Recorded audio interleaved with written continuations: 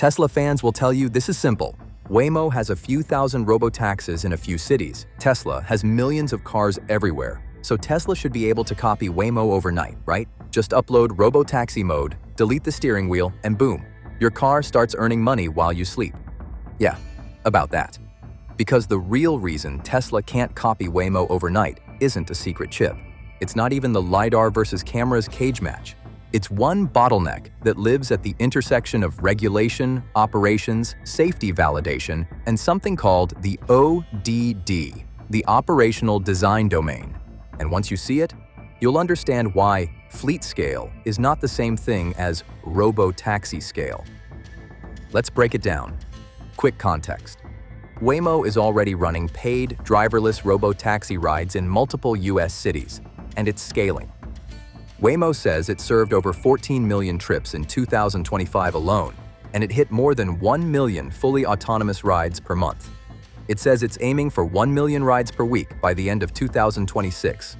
Tesla, meanwhile, has been promising robotaxis for basically a decade, but the thing you can buy today is still called full self-driving, supervised. Tesla literally says the currently enabled features require active driver supervision and do not make the vehicle autonomous. That one word, supervised, is doing an unbelievable amount of work. Okay, we'll go piece by piece, and at the end, I'll give you the real reason this can't be copied like an app clone. 1. The Scoreboard.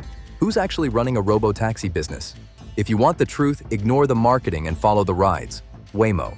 More than 1 million rides per month, according to Waymo and Reuters. Roughly 2,500 commercial robo-taxis as of November 2025, reported by Reuters. And Reuters noted CNBC's reporting that Waymo was around 450,000 paid rides per week by December 2025. Also, you can actually ride it. Waymo's own site lists service in the San Francisco Bay Area, Phoenix, Los Angeles, plus Austin and Atlanta through Uber.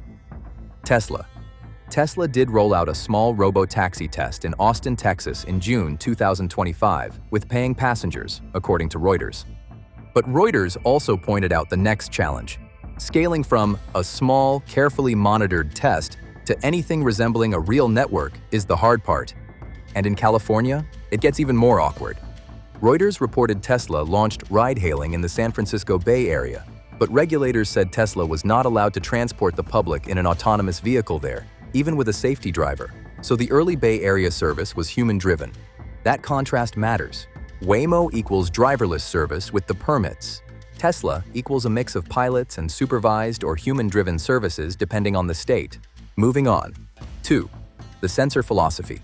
Cameras only versus belts and suspenders. Let's get the spicy debate out of the way. Waymo is the belts and suspenders approach. Cameras, LiDAR, radar, and serious onboard compute. Waymo says its robotaxis use LiDAR to paint a 3D picture, radar to track distance and speed even in bad weather, and cameras for a 360-degree view, including 29 cameras on its Jaguar I-Pace fleet. Tesla's public consumer autonomy story has been the opposite, a camera-first strategy at massive scale. And again, Tesla labels its system supervised and says it requires active driver attention.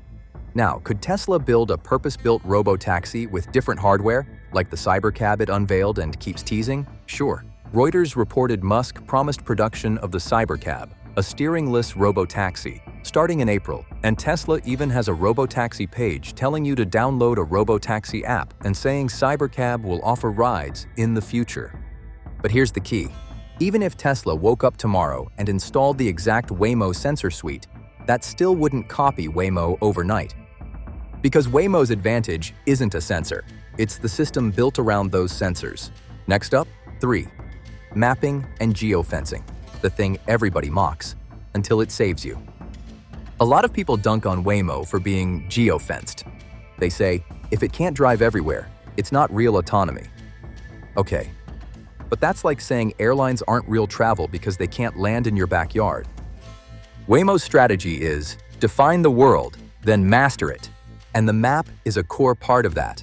Waymo explains that to create a map, the team manually drives sensor-equipped vehicles down each street using LiDAR to paint a 3D picture. Then they process it into a map with context like speed limits, lane lines, and traffic signals. and they test and verify it before it goes fleet-wide. That does two huge things. One, it reduces uncertainty. Two, it defines the ODD, the specific domain where driverless operation is allowed. California permitting documents for Waymo even spell out ODD constraints, including operations on roads with posted speed limits up to 65 miles per hour, about 105 kilometers per hour. Tesla's dream is the opposite. General autonomy on general roads, everywhere. Which sounds amazing until you try to prove it's safe. And that's where the story flips. 4. Safety validation. Trust me, doesn't get a permit. Robotaxis aren't a tech demo business. They're a regulated transportation business. Waymo has been building a safety case city by city. Waymo's safety impact materials reference peer-reviewed research comparing Waymo rider-only crash rates to human benchmarks across tens of millions of miles, finding statistically significant reductions in police-reported and injury crashes. Is Waymo perfect? No. Reuters reported that during a late 2025 San Francisco outage, Waymo said the citywide blackout created a spike in confirmation requests that led to response delays and congestion, even though Waymo said its vehicles successfully traversed more than 7,000 dark signals. But notice what that story proves. Waymo can describe the failure mode, quantify it, and build procedures around it. Now compare Tesla's regulatory backdrop. In January 2026, Reuters reported U.S. regulators gave Tesla more time to respond to an NHTSA investigation into whether vehicles violated traffic laws while using FSD, tied to dozens of complaints. And in December 2025, California's DMV said Tesla violated state law by misleadingly using autopilot and full self-driving capability in marketing, with Reuters reporting the state delayed a potential sales suspension while Tesla addresses the issue. So even if Tesla's software suddenly got way better, its trust account is already being audited in public. Which brings us to the most underrated difference. 5. Operations. The robo-taxi is a company, not a car. This is the part that breaks people's brains. Waymo isn't just a self-driving car. It's a service with rider support, incident response, remote assistance, cleaning and maintenance, charging logistics, and mapping updates. Waymo even has a blog post explaining fleet response, where the vehicle can phone a friend and reach out to a human fleet response agent for additional context, while the vehicle stays in control. Translation: this is not a joystick, it's mission control. And mission control matters because the real world is messy. Construction crews, weird signage, police hand signals, and why is there a couch in the road? Humans handle this with intuition. Robotaxis handle it with escalation and operational playbooks. Tesla can build that layer, but it can't copy-paste years of operations learning overnight. Moving on. 6. Regulation. Texas is a speed run. California is the boss fight. People love to say, regulation is what's holding Tesla back.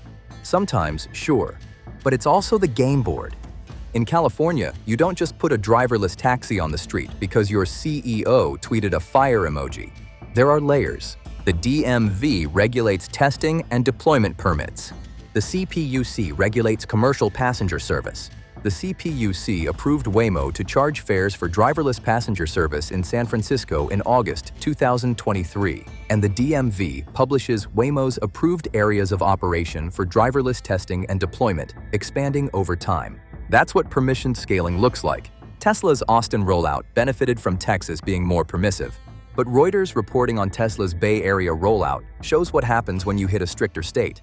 Tesla couldn't legally run autonomous public rides there, so it launched a human-driven service instead. And that's the pattern Tesla can't skip if it wants to go national. Every new city expands the ODD, and every ODD expansion expands the validation problem. Which leads to the rumor section. 7. The rumors. Tesla will upload robo-taxis to millions of cars. You've heard it. Waymo is a local taxi company. Tesla is a global software company. So Tesla just wins. And yes, Tesla has a massive asset, scale and data, but data is not the same as deployed autonomy. If Tesla wants to match Waymo's actual product, a driverless paid ride, Tesla has to do 3 things at once. 1. Go from supervised to unsupervised with real-world safety proof. 2. Operate a fleet business with remote support and maintenance. 3. Get permission, city by city, or accept liability when it doesn't. And that third one is where the overnight fantasy dies. 8. The real reason Tesla can't copy Waymo overnight. Alright, the reveal. The real bottleneck is not sensors. It's not mapping. It's not compute. It's that Waymo's model is built on a very specific equation. Defined ODD, verified safety case, operational response system, regulatory permission, equals driverless rides you can sell. And Tesla's biggest advantage, being everywhere, makes that equation harder, not easier.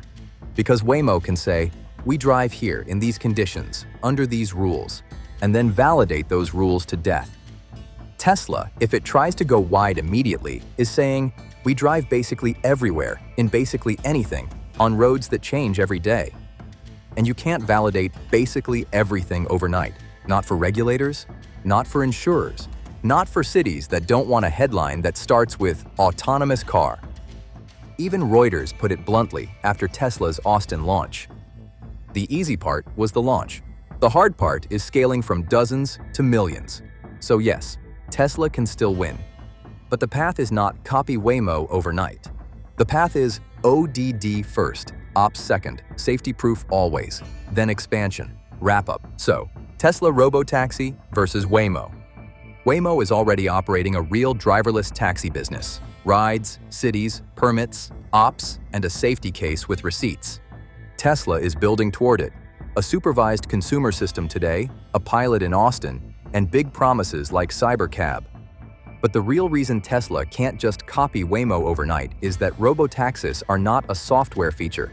They're a regulated transportation system. And you don't scale that by tweeting, ship it. You scale it by proving it's safe, inside a defined domain, with operations that can handle chaos, and regulators who believe you. Now I want to hear from you. Do you think Tesla's go-wide approach beats Waymo's go-deep approach? Or does Waymo's boring, slow, permissioned scaling end up being the only way this actually works? Let us know in the comments. And if you want more deep dives like this, like and subscribe. I'll see you in the next one. Because this race, it's just getting started.